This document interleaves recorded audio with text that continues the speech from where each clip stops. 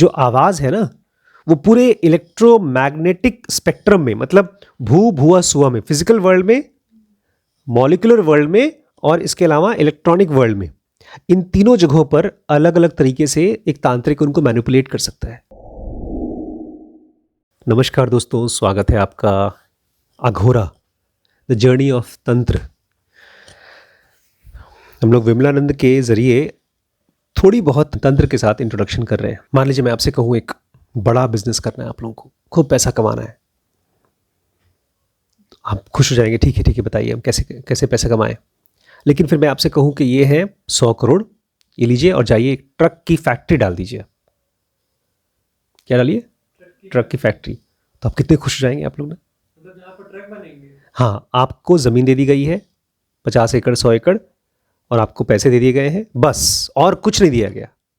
जाइए ट्रक की फैक्ट्री डालिए। तो जैसी आपकी कंडीशन होगी वैसी ही आपकी कंडीशन आज भी होनी चाहिए तंत्र को लेकर।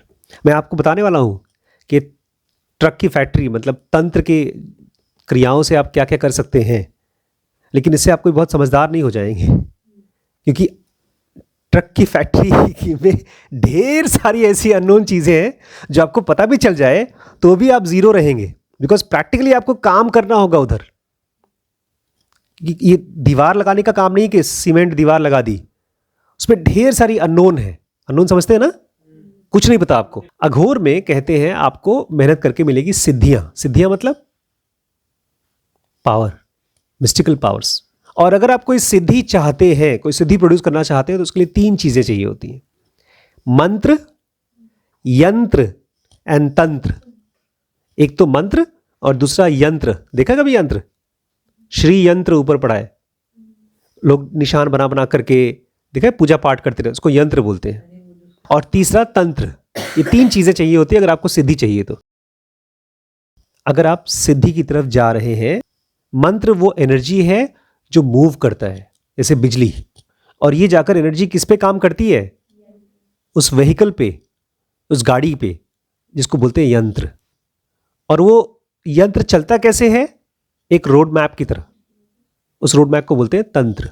एक हो गया एनर्जी, एक हो गया व्हीकल और एक हो गया रोड मैप। गाड़ी, पेट्रोल और नक्शा। मंत्र हमारा पेट्रोल है, गाड़ी हो गई हमारा यंत्र, और नक्शा, रोड मैप, जीपीएस हो गया हमारा तंत्र। आज की जो इंडस्ट्री की भाषा होती है उसके हिसाब से एक फिनिश्ड प्रोडक्ट आपको मिलेगा, सिद्धि मिलेगी, एक प्रोडक्ट बनेगा। आपको तब कब मिलेगा? जब आप एक रॉ मटेरियल मंत्र डालेंगे एक मशीन में, मिलिंग मशीन में, जो कि यंत्र है, और उसको चलाएंगे तंत्र के हिसाब से, एक फिक्स प्रोसेस के हिसाब से। सिलाई मशीन देखिए कभी?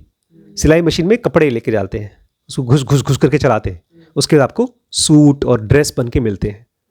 तो यहाँ पर एक रॉ मटेरियल है, एक मशीन है और एक फिक्स्ड प्रोसेस है। तो सबसे पहले मंत्र क्या है? मंत्र है कुछ आवाज़ों का कलेक्शन, और जब आप उनको प्रोनाउंस करते हैं, बोलते हैं, तो उस यंत्र में एनर्जी पहुंचती है। आज थोड़ा सा आवाज़ के बारे में हमने पढ़ा था, जिनोगा बेसिक में भी, बेसिक में एडवांस में पढ़ा था, अब यहाँ पर आज खुद फिर से रिवाइज कर रहे हैं। जो आवाज़ है ना वो पूरे इलेक्ट्रोमैग्नेटिक स्पेक्ट्रम में, मतलब भू भुआ सुआ में, फिजिकल वर्ल्ड में, मॉलिक्यूलर वर्ल्ड में और इसके अलावा इलेक्ट्रॉनिक वर्ल्ड में, इन तीनों जगहों पर अलग अलग तरीके से एक तांत्रिक उनको मैनिपुलेट कर सकता है। जो आवाज़ होती है यहाँ पर भी है, मॉलिक्यूलर वर्ल्ड में भी है, लेकिन अलग टाइप की होती है। तो जब तक यहाँ पर तो हम आवाज़ मुंह से निकाल रहे हैं, जैसे मैंने आपको बोला, कुछ जोर से बोला, गाली दिया, तो आप डिस्टर्ब होंगे। अभी शाम को मम्मी ने फ़ोन किया और खूब खूब डांटा। अभी तक नहीं डांट रही थी, अभी शाम को दोबारा डांटा। क्यों? बड़ी मज़ेदार चीज़ हुई। मदान अंकल पापा मम्मी के फ्रेंड हैं, तो उन्होंने कॉन्ग्रेचुलेशन करने के लिए फ़ोन किया, पूछा आपके बेटा बहू आए थे, कैसा हुआ? तो उन्होंने बताया नहीं आई, बहू नहीं आई थी मेरी शादी, वो बरच्छा में बहू नहीं आई। तो बहुत परेशान हो गई, तो उनका गुस्सा उबला, और फिर उस गुस्से को निकालने के लिए फिर मुझे फ़ोन किया और बोला कि तुम डांटना, रिम्पी को भी डांटना और कविता को भी डांटना, दोनों को डांटना। तो वो एक एनर्जी प्रोड्यूस किया, उसकी वजह से उसको ट्रांसफ़र करके कुछ रिजल्ट लाना चाहते थे। एक तांत्रिक को पता होता है कि इस फिजिकल वर्ल्ड में तो आप आवाज़ को प्रोड्यूस कर सकते हो और उससे कुछ न कुछ एक्शन कर सकते हो, लेकिन इसके अलावा और भी आवाज़ें हैं। 3 टाइप के मंत्र होते हैं। हाँ, मंत्र, कलेक्शन ऑफ वर्ड्स, आवाजें बाद में आएगा। सबसे पहला मंत्र होता है डिस्क्रिप्टिव, आमतौर पे संस्कृत में होता है। इस मंत्र में कुछ प्रोसेस है, उसको बोला जाता है, या इस मंत्र में कोई डिजायर्ड गोल है, उस गोल को बोला जाता है, या दोनों चीजें बोली जाती है। प्रोसेस मतलब जैसे, हाँ आपका ये मंत्र नहीं है लेकिन बहुत लंबा है, जय हनुमान ज्ञान गुण सागर जय कपीस त्रिलोक को उजागर, इसमें कोई चीज है जो बोली जा रही है। इसमें शायद गोल है कि जय हनुमान ज्ञान गुण सागर जय कपीस त्रिलोक को उजागर, हे भगवान तुम बहुत ताकतवर हो, पूरी दुनिया को बचाते हो, हमको भी बचाओ। एक गोल है कि एक एनर्जी हमको आकर बचाए, इसको डिस्क्रिप्टिव बोल सकते हैं। दूसरा जो टाइप का मंत्र है वो है मीनिंगलेस, उसमें केवल कुछ आवाजों को इकट्ठा करके बोला जाता है। ये किसी भी इंसानी भाषा में इसका कोई मतलब आप नहीं समझ सकते। हिम क्लिम त्वंग त्वंग सुना है कभी? कुछ मतलब बोले भैया मतलब क्या है, हम ढूंढ रही हूं। तो यह है मीनिंगलेस मंत्र। तीसरा मैंने बहुत सालों तक किया है, उसको बोलते हैं बीजस। हंग वंग नेजल साउंड होती है, लंग, ल को नाक के साथ जोड़ा, लंग वंग ओम, मतलब एक सिलेबल को नाक के साथ जोड़कर बोला, इसको बोलते हैं बीजस। 3 टाइप के मंत्र होते हैं, डिस्क्रिप्टिव जिसमें कि उस मंत्र में उस एक्टिविटी को बताया गया है या उस गोल को बताया गया है। दूसरा मीनिंगलेस, वो शब्दों को आप समझ नहीं पाएंगे उसका मतलब। और तीसरा बीजस, जिसमें एक सिलेबल को नाक के साथ जोड़ करके बोला जाता है। और तीसरा वाला जो बीजस है उसका मतलब है सीड, बीज। और ये जो बीजस को अगर आपने रिपीट किया बहुत टाइम तक, तो ये एक न्याय है, एक लॉ है, उसके हिसाब से काम करता है। लॉ क्या है? बीज वृक्ष न्याय, या तो law of seed and tree, कि एक बीज में से उसी का पेड़ निकलेगा। तो अगर आपने इस बीज मंत्र को सही सही रिपीट कर दिया उस उतने नंबर ऑफ टाइम्स, तो उसमें से पेड़ निकल के आएगा, आपको फ्रूट मिलेगा उसका। जब इन बीजस को आप बार बार बोलते हैं तो एक तरह की वेव क्रिएट हो जाती है, और उसकी वजह से जो बाहर का यंत्र है वो एनर्जाइज्ड हो जाता है, जिंदा हो जाता है। या जो आदमी रिपीट कर रहा है उसका ब्रेन का कोई एरिया है जो जग जाता है, जिंदा हो जाता है, और उसकी वजह से फिर कोई स्पेसिफिक इफेक्ट निकलना शुरू हो जाता है। और वो रिजल्ट ऐसा होता है जो आपने पर्सनालिटी को जगाया है उसी के हिसाब से वो रिजल्ट आएगा। अब अगर मान लीजिए आपने कोई ऐसा मंत्र बोला जिसमें आपने किसी ब्रूसली को जगा दिया, बस कराटे कराटे और कराटे। 4 टाइप की आवाजें ये हैं। जब भी आप मंत्र बोलते हैं तो इन 4 टाइप की आवाजों से निकाल सकते हैं उसको। सबसे पहला है वैखरी। क्या है? वैखरी मतलब वोकल स्पीच, ये वोकल कॉर्ड से जो आप निकालते हैं आवाज, उसको बोलते हैं वैखरी। दूसरा है मध्यमा, मध्यमा को बोलते हैं नेजलाइज्ड स्पीच। तीसरा है Pashyanti, which is purely mental repetition, इसमें आप मुंह से कोई आवाज नहीं निकालते, केवल मन के अंदर में। मुझे याद है जब मैं सहर जी से सपने में मिला था तो मैं उड़ के पहुंच गया था एक पहाड़ पे, और वहां पर एक आदमी एक मशीन में, सिलाई की मशीन में पत्थर डालता था, कोई मशीन थी और उधर से डायमंड निकल रहा था। और मैंने उसको देख करके बोला कुछ नहीं, खाली मन में सोचा अच्छा पत्थर से डायमंड बना रहे हो, मुझे उल्लू बना रहे हो। मैंने बोला नहीं था, मन के अंदर बोला था पश्यंती, और उस आदमी ने पढ़ लिया। बोलता है पॉसिबल है? क्यों नहीं पॉसिबल है? मैंने कहा साहब ये तो दिमाग पढ़ लेता है तो, लेकिन मन में बोला था मैंने इसको पश्यंती। और लास्ट है परा। परा में तो आप बोलते भी कुछ नहीं है, आपके दिमाग में इंटेंशन होता है, वही ट्रांसफर हो जाता है, थॉट भी नहीं होता, वो प्योर माइंड थॉट के स्टेट में होता है, वही ट्रांसफर हो जाता है। और सबसे ज्यादा पावरफुल इनमें से कौन सा है? परा। जितना सटल साउंड आप प्रोड्यूस कर पाएंगे उतना ही ज्यादा असर होता है, जो आदमी प्रोड्यूस कर रहा है उसके ऊपर भी और आसपास भी। अगर यहां बैठ करके मैं बक बक बक बक बक बक करूं तो दैट्स गुड, मैं आपको कर रहा हूं आपके साथ, लेकिन यहां बैठ करके मैं नेजलाइज्ड कुछ प्रोड्यूस करूं तो ज्यादा पावरफुल है। यहां बैठ के मैं मन के अंदर में कुछ जप कर रहा हूं तो वो ज्यादा पावरफुल है। और अगर मैं यहां बैठ करके परा अपने इंटेंशन को मजबूत कर रहा हूं तो सबसे पावरफुल है, मेरे लिए भी, और आप तक पहुंचता है तो आपके लिए भी, इस माहौल के लिए भी। जैसे एक लेजर होता है, लेजर यहां से आप फोकस करते हैं जाकर वहां लाइट पहुंचती है, ठीक ऐसे ही जब आप बीजस को रिपीट करते हैं तो वो एक बीजस उससे एनर्जी प्रोड्यूस होती है, और उसमें से आप सेलेक्ट करते हैं एक बीज को और फिर उसको एम्पलीफाई करते हैं, बड़ा कर देते हैं। मंत्र को आप सेलेक्ट करते हैं और यंत्र और तंत्र की वजह से उसको एम्पलीफाई कर पाते हैं। द यंत्र, यंत्र क्या होता है? एक ऐसा बर्तन है जिसमें आप डालते हैं कुछ हर्ब्स, कुछ मिनरल्स, कुछ जानवर, एनिमल्स, और आदमियों को भी डालते हैं, ह्यूमन, और उसके बाद उसको मंत्र की एनर्जी से प्रिपेयर किया जाता है और उस यंत्र में एनर्जी होती है। वो एनर्जी निकली बाहर, फिर अपने ऊपर फेंकी, एनर्जी निकली फिर अपने ऊपर फेंकी। ये तब तक करती रहती है जब तक ये बड़ी नहीं हो जाती, फिर वो बड़ा हो जाता है और फिर घट करके प्रोजेक्ट करता है। सूरज को कभी देखिए आप, वीडियोस देखिए तो उसमें आग निकलती है ऐसे, और काफी ज्यादा अमाउंट ऑफ एनर्जी होती है, उसके बाद वो प्रोजेक्ट करती है हम सबके पास दूर दूर तक। तो ऐसे ही कोई यंत्र भी है, एक तरह से सूरज बड़ा सा यंत्र मान सकते हैं। और उसके बाद जो इसमें से प्रोजेक्शन निकलता है वो एक डिटी का रूप ले लेता है। डिटी मतलब देवता या देवी का रूप।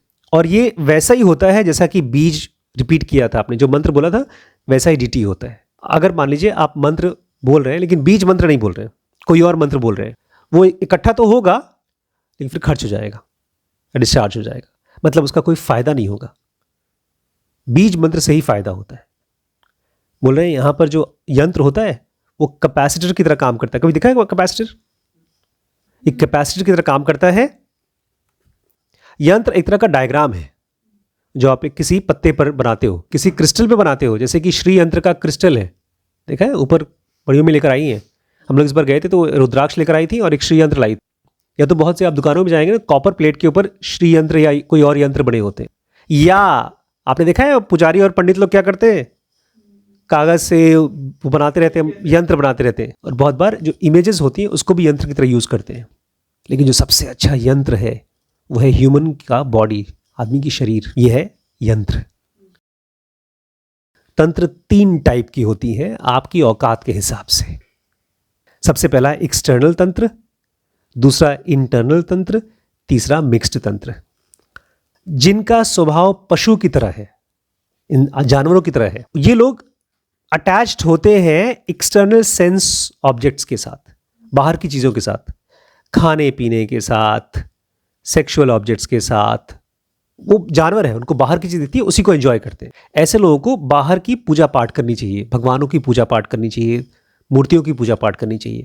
इसी तरह से वो अपनी अर्ज को, बाहर की अर्ज को कंट्रोल कर सकते हैं। अब मान लीजिए मुझे खाने का या सेक्स का बहुत शौक है, तो कैसे कंट्रोल हो? पूजा के जरिए। इसीलिए आमतौर पे आप देखेंगे जो फिलॉसफी की बात है, स्पिरिचुअल बातें हैं, बहुत से लोगों को नहीं समझ में आती। वो पशु नेचर के हैं, उनको बाहर की चीज दिखती है, मन के अंदर की चीज दिखती नहीं। जो हमको और आपको समझ में आती है उनको समझ में नहीं आती। वो पशु नेचर है, उनका नेचर पशु है। दूसरा है दैव्य। ये वो लोग हैं जो इंट्रोवर्ट हैं, जो दिमाग के अंदर का खेल खेल सकते हैं, सोच सकते हैं, समझ सकते हैं। ऐसे लोगों को बाहर की रिचुअल्स में कुछ नहीं करना चाहिए। हमारी दादी 25 साल से, पिछले 25 साल से वो गंगा जी के किनारे टेंट लगा करके पूजा पाठ करती हैं। उनकी सारी बहुएं एक एक करके जाती हैं और दूसरी वाली बहू की बुराई करती हैं, और ऐसे करके पूरा 25 साल उनका चला, हमने देखा था। तो वो है पशु नेचर के। पशु मतलब बाहर का, आउटवर्ड गोइंग।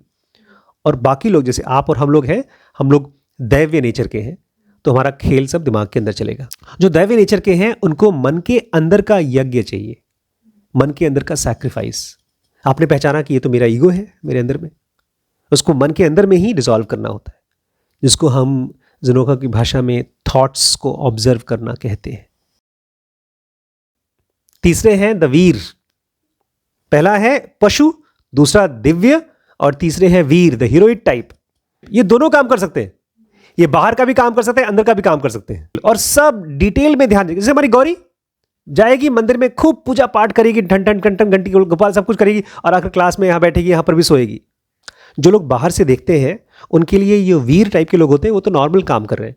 लेकिन जो आदमी वीर है उसका हर एक एक्टिविटी, चाहे बाहर का हो चाहे अंदर का हो, वो एक तपस्या कर रहा है, सैक्रिफाइस कर रहा है। एक वीर के लिए पूरी दुनिया एक कब्रिस्तान है, ग्रेवयार्ड है, शमशान घाट है, बस सब लोग मरे पड़े हैं। और जो सच्चा तांत्रिक होता है, कृष्ण उसी में से एक थे, इसलिए अर्जुन को बोलते तुम जिनको देख रहे हो ये सब पहले से मरे हुए। वो हर किसी इंसान को एक डेड की तरह देखता है, अपने आप को भी, क्योंकि जो आदमी पैदा हुआ है वो मरेगा ही। जो चीज़ मरने वाली ही है वो मरी हुई है। और एक तांत्रिक के लिए ये पूरा का पूरा दुनिया, खासतौर से और अघोरी के लिए ये पूरी की पूरी दुनिया उसके लिए एक प्ले ग्राउंड है, खेलने की ग्राउंड है, और उसका एक मंदिर भी है। इसी में उसकी पूजा भी होती है। पहचान गए तीनों को? आप कौन से हैं? पशु हैं कि दैव्य हैं कि वीर हैं? जनोगी हैं आप। श्रीश आप? चलो कम से कम सोच रहा हूं, खोज रहा हूं।